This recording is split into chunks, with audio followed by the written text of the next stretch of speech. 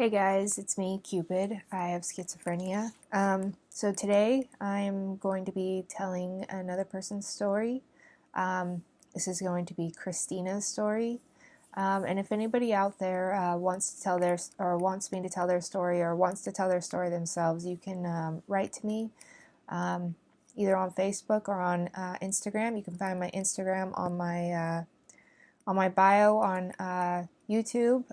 So I will be taking either videos or written in, or you can write in with your story. Either one. You could stay anonymous as well. It doesn't have to be out there for the world to know if you don't want it to be. But I do want to give a voice out there for people. I want them to be able to have their story heard, because it does have meaning, and there are people who need to hear these stories. So, I just want everybody to know that.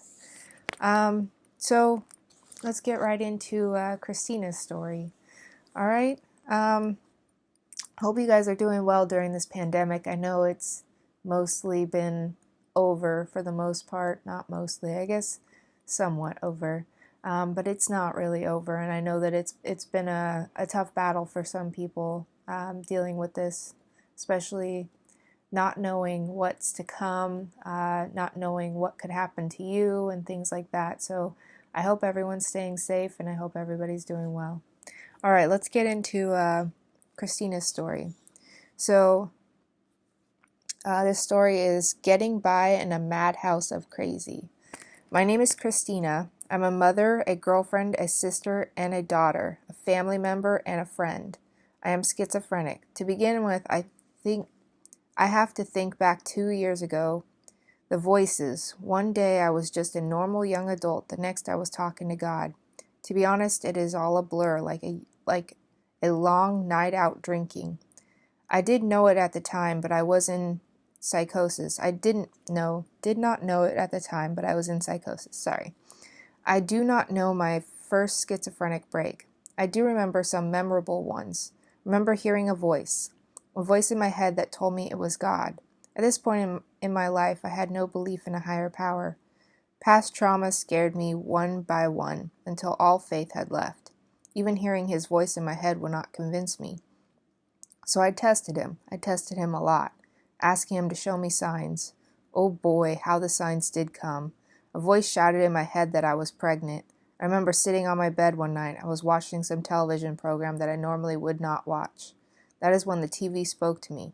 God was speaking to me. Yes, me, through the TV. This was absolutely incredible. The television volume turned up so clear. It could only be God or a ghost. I know that I did not touch that remote. The voices on the TV spoke about being pregnant, that a woman knows she is pregnant even before the test does. Now, how could the volume suddenly turn up only on the part about pregnancy tests?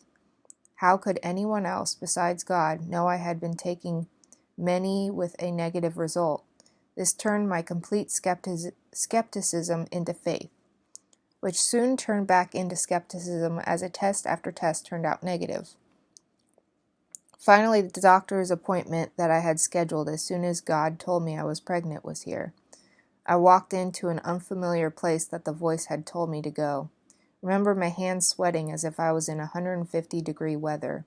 Remember feeling insane for being there because a voice in my head told me to go there. The blonde-haired pregnant lady at the reception desk greeted me with a smile. I wanted to be called. I waited what felt like years. When I got called back, the very nice blonde lady laughed at me for saying I did not have a positive pregnancy test. She then proceeded to give me one. After several minutes, which once again felt like years, she returned with results. I knew they would change my entire world one way or the other.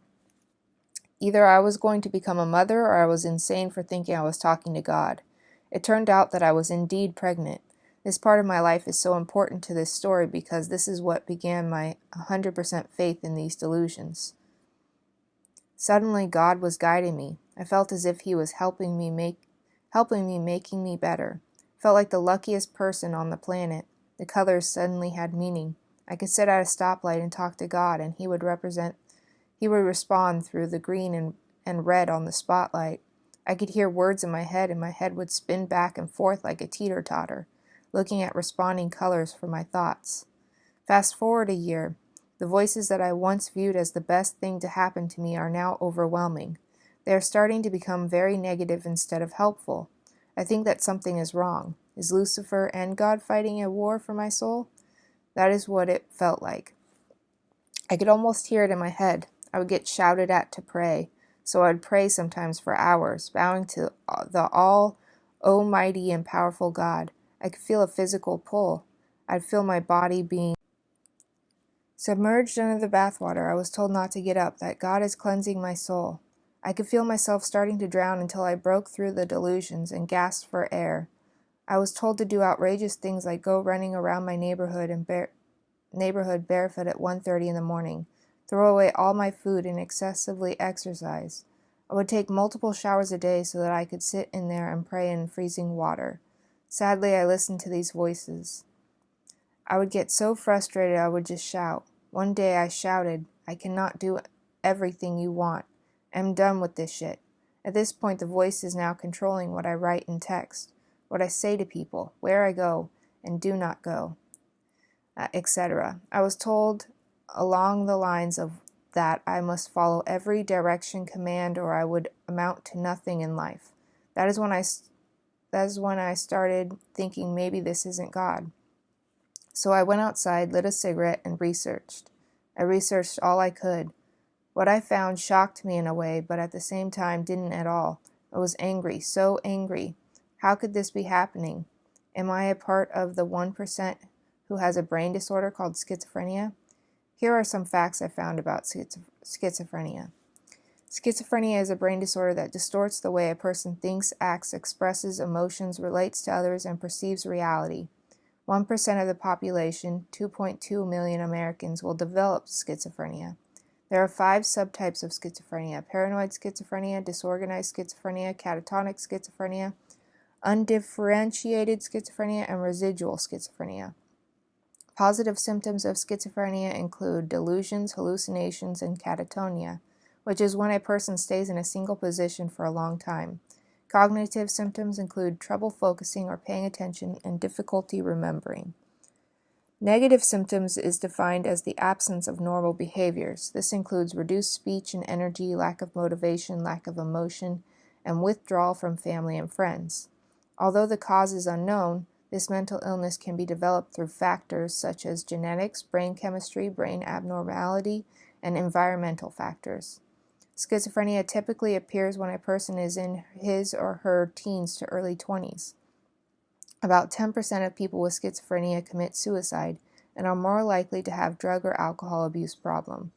Most people prefer to be left alone and are not violent. Treatments such as taking medication, participating in therapy, and being hospitalized can reduce symptoms. Making a doctor's appointment, my nerves running on high.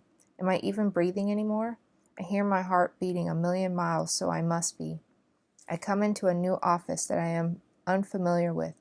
I still remember that olive green couch I chose to sit on for the first time. I remember the psychiatrist. He had a sense of humor when I found the situation to be less than humorous. I told him my experiences for the last year and a half. When I finished, he did confirm that I had schizophrenia. He proceeded by telling me how most people do not know that they are in their delusions, and I was lucky to have figured it out. At the time, I did not feel lucky. I especially did not feel lucky with what came to follow. The crazy has really begun. The medication that I was put on was only making things worse.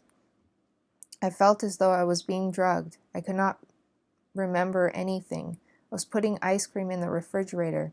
I would forget I was cooking. I was having bad side effects to this medication. I was unsafe to myself and others.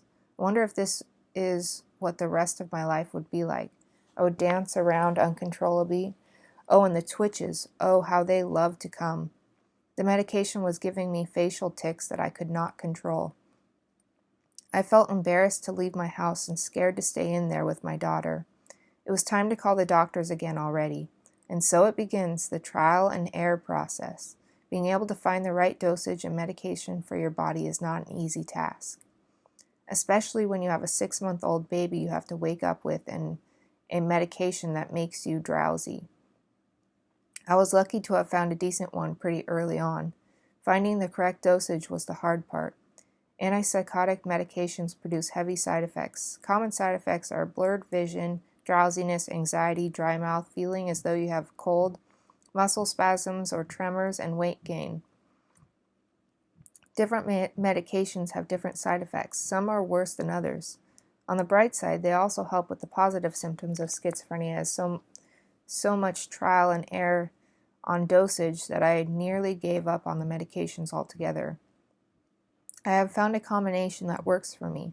Although I have found this to be helpful, it still does not help with the negative and cognitive symptoms of schizophrenia. Today, the voices mostly disappear into the night as soon as I take my medication. As the voices fade, self-confidence rolls back in. My experience with getting diagnosed feels like a dream that you cannot remember. The aftertaste of my pain is still there, but I can hardly remember it. Today I am hopeful. I'm a mother of 3 who loves her kids and their father more than anything. I dance now, not from my body being controlled by my disorder, but because I am happy. Although I have a disorder, I do not plan for that to stop me on achieving my goals and happiness in life. I am currently enrolled in this English class while majoring in early childhood development. I'm thinking of changing my major to applied psychology, either mental health or addiction services. Today I feel like the madhouse in my brain has calmed and I finally see a future worth living. That was then. Today I struggle more with cognitive effects of the disorder. I had to drop out of college although I had straight A's because I would just get too overwhelmed. Remembering simple things has become very overwhelming. I have more paranoia when I am in an episode. I am a stay-at-home mom to 5 children now. My husband's children from a previous marriage are with me full-time for many years now.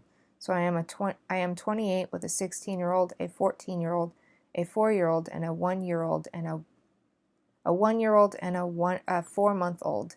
Today I'm stronger for my illness. My son just had open-heart surgery during this pandemic, and it has sent me into a major schizophrenia relapse. My auditory hallucinations are still religious-based. My tactile hallucinations just feel like bugs crawling on me all over at any given second that I cannot control.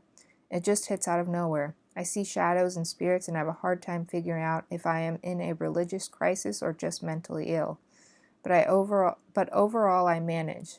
I have somehow been blessed with a full life beyond my wildest dreams, yet major depression makes it hard to be happy about it. All right. I have to say that I had certain things that came true as well when my voices told me this is going to happen. This is how this person feels, or this is what this person likes, or things like that. Those always came true. There was a lot of them that came true. So I can relate on that with you on that one. So it is hard to know what's real or not when that happens. It's hard to decipher when things are proving that these things are real, and it is very scary. I think there are many things that you could probably do to treat your depression in a natural way if you ever want. I would be happy to give you some information on that. But other than that, I hope that you are doing well, and I appreciate the story. And to all of you who are watching this, I hope that you guys can find something to relate to in this story. I know I had religious stuff happening in my story as well, my delusions and hallucinations. They were sometimes pretty prevalent, actually. I'm gay, and a lot of the time they would be demeaning towards me being gay. They'd try to fight me on it, and I'd fight them back, and we'd go into this battle over why gay is not the sin, or is the sin, or whatever is a sin. I am not Christian. I am not religious in any way. I am spiritual. I do believe in a higher power and things like that. But I do not believe in the Bible, and somehow that seems to be brought up a lot as well. So I can relate to you on that one as well. So it does happen, and I do wish you the best. I hope you guys are having a beautiful day. Stay wonderful, stay beautiful, stay amazing, stay awesome, stay unique, and above all else, you guys, love yourselves. That was a beautiful story, and peace and love.